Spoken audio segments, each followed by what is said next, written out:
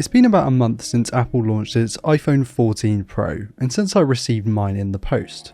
I want to delve into the things that I like and don't like about the iPhone 14 Pro.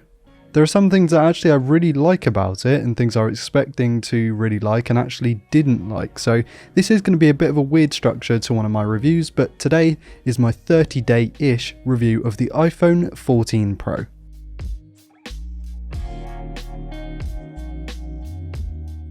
Price is always a big factor when it comes to iPhones. This thing was £1,100 and I didn't pay for it outright. In fact, I got it on a contract deal, so I never really saw the £1,100 leave my bank account.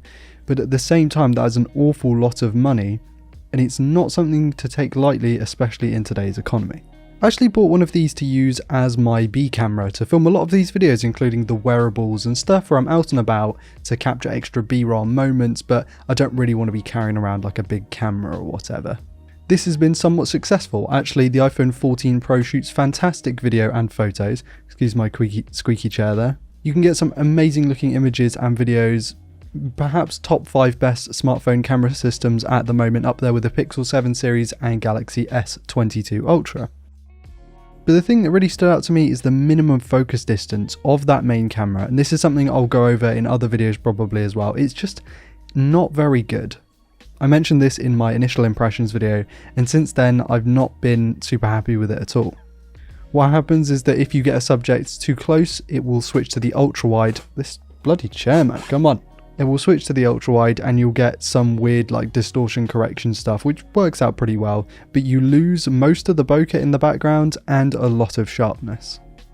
Now you can combat this by simply using the 3x optical zoom lens and just being, well, the same distance away, and that does work in a lot of cases, but for other cases you really do want to be using the 24mm, and it's just really annoying. It's a bigger deal to me as someone who decided to buy one of these as a second camera, as you kind of want to be able to capture sort of macro subjects. Is it a deal breaker for me? Maybe, and we'll talk about that going forward at the end of the video, but for now, let's just say it's an annoyance. Now that we have that out of the way, let's talk about the more glowing parts of this review. The screen is way brighter than last year at 2000 nits peak brightness in high brightness mode. This essentially means when you go outside and you're in direct sunlight, the sensors pick that up and boost the brightness to well beyond 100%. This isn't something you can leave on all the time because of burn-in, but it is a nice feature to have, and it gets very, very bright in those conditions, more than readable. The 120Hz refresh rate is nice to have, but it's honestly not the best thing in the world. Like, it's okay, I guess. Much prefer high refresh rates on desktops, I've spoken about this before, but the screen is a really nice item. It's bright, it's fluid, it gets really colourful, it's just a really, really nice panel. Maybe not quite as good as the S22 Ultras, but definitely the best that I've seen on an iPhone this far. The punch holes are well blended into the OS and the animations are very cool, but it's kind of just like the notch. You forget that it's there after sort of a week and a bit. Now, saying that, the Face ID sensors I feel have become quite a bit quicker, as I mentioned in my initial thoughts video, and they've continued to impress me. This thing is really good at picking up the face. It's not 100% accurate, and I have noticed at times that I will have to put in my PIN code or, you know, try multiple times to get Face ID to recognize me. But that's the same experience that I had on other iPhones. This just seems to hit it a few more percent more often than those previous options. Oh, and there's this one thing that I've noticed. When you use Face ID, whether that be to unlock the phone, to complete a transaction, anything like that, you'll notice that the date and time and the battery percentage, the bits that are at the top next to the Face ID indicator, they go blurry, and I'm not sure if this is meant to happen because the rest of the screen stays plenty sharp.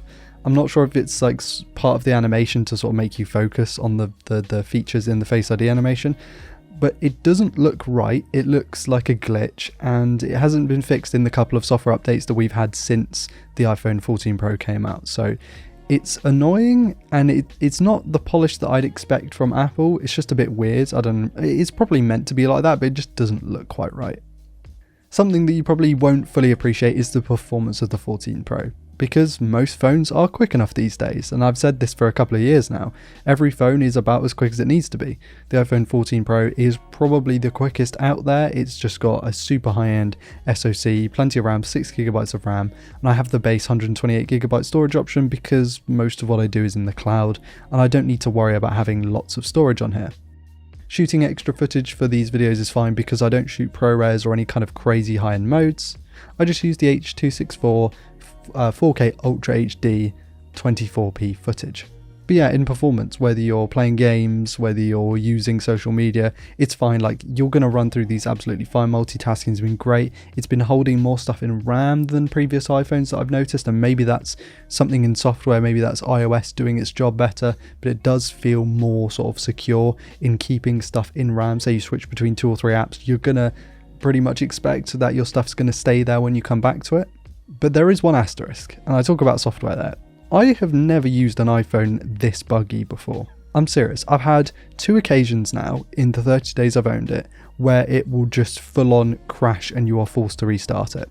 This is not an issue I've had with previous iPhones. I've had it maybe once in the life cycle of one of the iPhones, but this is a couple times too many. And secondly, this is something that's really weird. Not all the apps are fully optimized for the punch hole despite it being out for, 30 days or more at this point. This means that you get this weird, so the biggest annoyance for me is maybe not an app that all of you use, but it's an app called Imgur. It's like a funny image upload site, but the search functionality in the app on Imgur doesn't work. I'm not sure why this is and why this hasn't been fixed. I can't find any other mention of it online, but it's just annoying. I've tried reinstalling the app, reloading the phone, I can't get it to work. But secondly, and I'm pretty sure this is Google's problem, you cannot manually adjust the resolution of videos in YouTube anymore. And I pay for premium, I pay the full whack for premium. I feel like I should be entitled to change the resolution. It naturally selects 480p, which is annoying because I have a gigabit connection here and I have really good 4 and 5G in my area. So once you do set it to the higher resolution mode, it runs absolutely fine. But I used to be able to select Ultra HD or Quad HD, and I can't do either anymore. I'll show some B-roll of that. It's just really annoying. I'm not going to try and convince you on the software. iOS is iOS, although it is making me wonder if I should maybe switch back to Android full-time in the near future. It's not quite as polished as it used to be, and that's worrying. Let's talk battery life because it's been a weird concern of people. I have a lot of experience with batteries in different smartphones. Obviously, I review a lot of smartphones here.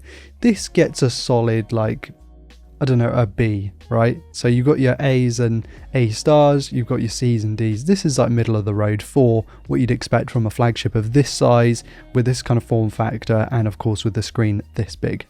Gets me all day, absolutely no worries. I've never have a concern that if I start the day with, say, 90%, that I'm ever going to end it with below sort of 40% at the end of the day. It is really good. However, it's not as good as the sort of higher end Xiaomi smartphones with like the 5,000 plus milliamp batteries.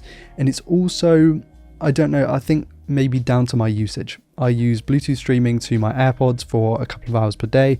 I also use an Apple Watch full time on it.